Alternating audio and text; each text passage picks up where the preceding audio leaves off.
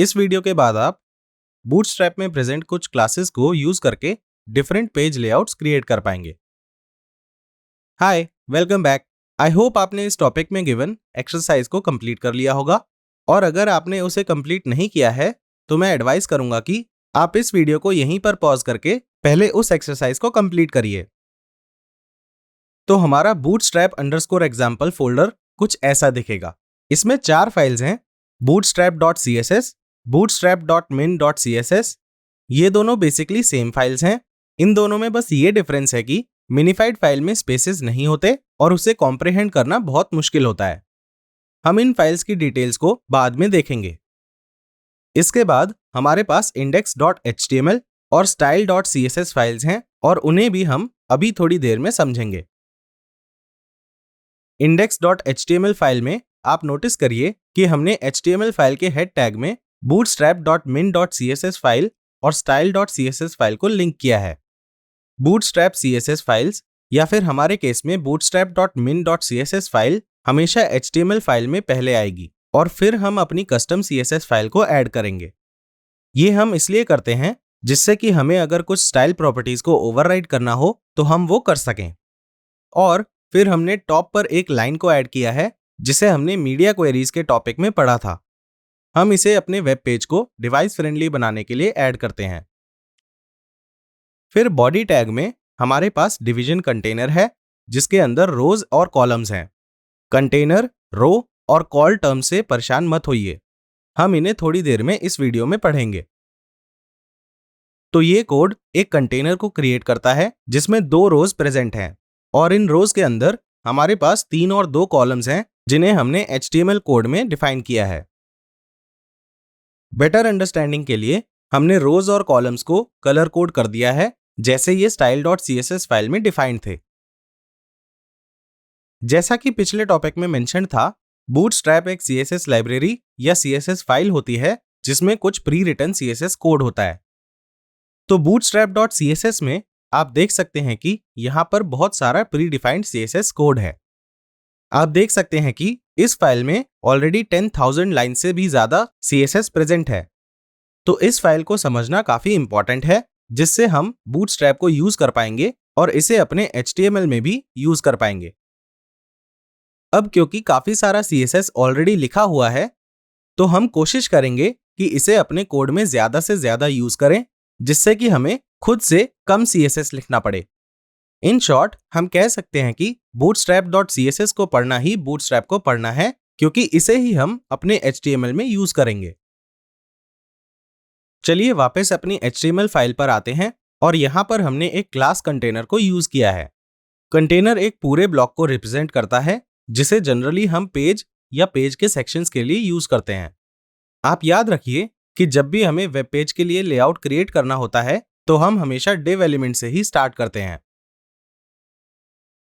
और अगर हम bootstrap.css फाइल को चेक करें तो हम वो क्लास कंटेनर देख सकते हैं जिसमें कुछ प्रॉपर्टीज हैं।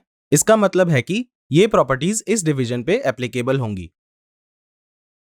नेक्स्ट हमारे पास HTML में रो क्लास है और अगर हम bootstrap में चेक करेंगे तो आप देखेंगे कि कुछ प्रॉपर्टीज रो क्लास पे ऑटोमेटिकली अप्लाई हो रही हैं।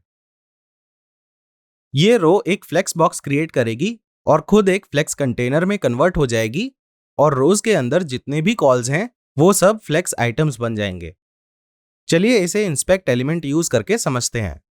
हम फर्स्ट रो के अंदर फर्स्ट कॉलम पर राइट क्लिक करेंगे और इंस्पेक्ट एलिमेंट को सिलेक्ट करेंगे।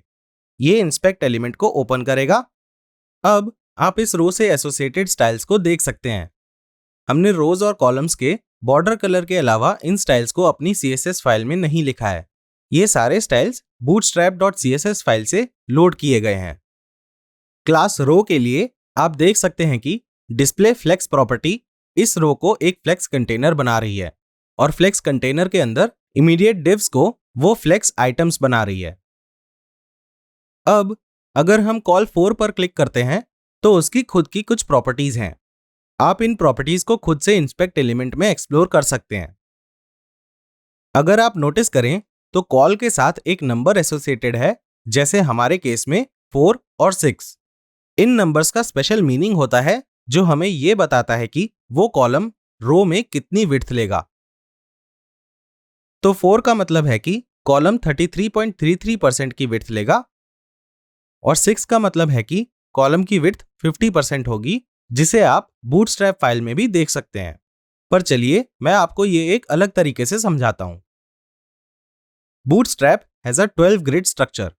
इसका मतलब है कि हर रो 12 इक्वल सेक्शंस में डिवाइडेड होती है और हर कॉल या कॉलम स्पेस का n/12 हिस्सा ले सकता है, जहां n की वैल्यू 1 से 12 के बीच में कुछ भी हो सकती है। अगर आप बूटस्ट्रैप फाइल में देखें तो कॉल की हर वैल्यू के लिए एक प्री डिफाइंड विड्थ है। हम कॉल्स को जो वैल्यू दे रहे हैं उसके बेसिस पे कॉल डिव्स टोटल अवेलेबल विड्थ के 12 सेक्शंस में से n पोर्शन ले लेंगे। ये टोटल अवेलेबल विड्थ पेरेंट रो एलिमेंट की विड्थ होगी। अब वापस अपने HTML कोड पर आते हैं।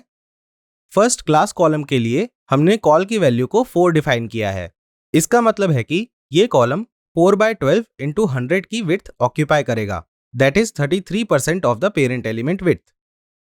वैसे ही सेकेंड और थर्ड क्लास रोज के लिए भी विड्थ 33.33% होगी, क्योंकि उनकी भी कॉल वैल्यू 4 है। ऑल्सो आप नोटिस करिए कि यहां पर हमारे पास 3 कॉलम्स हैं और हर कॉलम को 4 वैल्यू असाइंड है। इससे टोटल वैल्यू 12 हो जाती है, जिसका मतलब है कि ये सारे कॉलम्स पेरेंट एलिमेंट की पूरी विड्थ को ऑक्यूपाई करेंगे। अब अगर मैं सेकेंड और थर्ड क्लास कॉल की वैल्यूज चेंज करके 6 और 2 कर दूं तो क्या होगा। अगेन टोटल सम 12 है, जिसका मतलब है कि कॉलम्स पेरेंट एलिमेंट की पूरी विड्थ ऑक्यूपाई कर लेंगे। यहां पर वीडियो को पॉज करके आप हर कॉलम की परसेंटेज विड्थ को कैलकुलेट करिए। तो पहले कॉलम की विड्थ होगी 4/12 into 100 इक्वल टू 33.33% और दूसरे कॉलम के लिए विड्थ हो जाएगी 6/12 into 100 इक्वल टू 50% और फिर तीसरे कॉलम की विड्थ होगी 2/12 into 100 इक्वल टू 16.66%। अब इस केस में सारी वैल्यूज का सम 12 था, पर कुछ ऐसे भी केसेस होते हैं जहां वैल्यूज का सम 12 से ज्यादा या कम आए। तो ऐसे केसेस में लेआउट क्या होगा, लेट्स फाइंड आउट। चलिए मैं पहले वैल्यूज चेंज करता हूं जिससे हमारा सम 12 से ज्यादा आए। यहां पर टोटल सम 14 है जो 12 से ज्यादा है और आप देख सकते हैं कि तीसरा कॉल नेक्स्ट लाइन में शिफ्ट हो गया है। अब चलिए मैं नंबर्स दोबारा चेंज करता हूं। ओके, मैं इन्हें 4, 3 और 3 पे चेंज कर देता हूं। यहां पर सम 12 से कम है और आप देख सकते हैं कि राइट साइड पर थोड़ी सी स्पेस अवेलेबल है। अब नंबर्स की जगह हम कॉल की वैल्यू को ऑटो भी असाइन कर सकते हैं। चलिए मैं दूसरे कॉल को ये वैल्यू असाइन करता हूं। तो आप आउटपुट में देख सकते हैं कि ये कॉल को बस उतनी ही स्पेस लेने देता है जितनी कंटेंट को फिट करने के लिए रिक्वायर्ड होती है। इनफैक्ट ऐसा भी हो सकता है कि हम कॉल को कोई भी वैल्यू असाइन ना करें, इसका मतलब है ये रिमेनिंग एक्स्ट्रा स्पेस को ऑक्यूपाई कर लेगा। तो आप देख सकते हैं कि पहला कॉलम 33.33% स्पेस ले रहा है और दूसरा कॉलम सिर्फ उतनी ही स्पेस ले रहा है जितनी कंटेंट को फिट करने के लिए रिक्वायर्ड है और तीसरा कॉलम सारी अवेलेबल स्पेस ले रहा है। अब अगर हम दो कॉलम्स की वैल्यू को कॉल डिफाइन करें तो इस केस में कॉलम्स की विड्थ क्या होगी? This is something I will leave you to find out. तो समराइज करने के लिए हम कह सकते हैं कि लेआउट क्रिएट करने के लिए हम div एलिमेंट कंटेनर से शुरू करते हैं और फिर वेब पेज के लेआउट के हिसाब से हम div एलिमेंट के अंदर रोज और कॉलम्स को क्रिएट करते हैं।